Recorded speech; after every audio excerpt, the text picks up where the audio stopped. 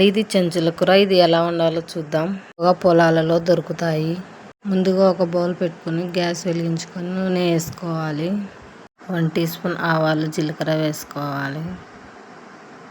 ఇవి కొద్దిగా వేగిన తర్వాత కొద్దిగా కరివేపాకు వేసుకోవాలి. ఈ చెంచులాగను 2 సార్లు బాగా కడిగి తరిగి పెట్టుకున్నాను. ఇవి వేసుకుందాం.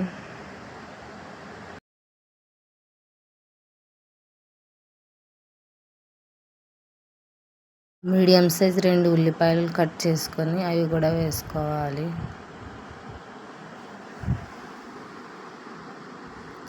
తర్వాత కొద్దిగా ఉప్పు వేసుకోవాలి. తర్వాత కొద్దిగా పసుపు వేసుకోవాలి. తర్వాత 1 టీ స్పూన్ కారం వేసుకోవాలి. ఫ్రెష్గా దంచుకున్న అల్లం, వెల్లుల్లి, కొత్తిమీర దంచుకొని వేసుకోవాలి.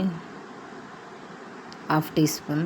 ఆకును 3 నిమిషాలు మూత పెట్టి ఉడకనివ్వాలి. మూత తీసి చూద్దాం. ఈ మాత్రం ఉడికింది. ఇది బాగా కలుపుకోవాలి.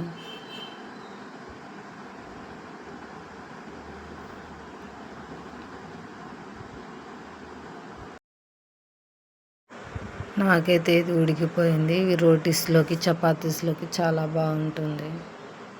సర్వ్ చేసుకోవాలి. అంతే, అయిపోయింది. బాయ్.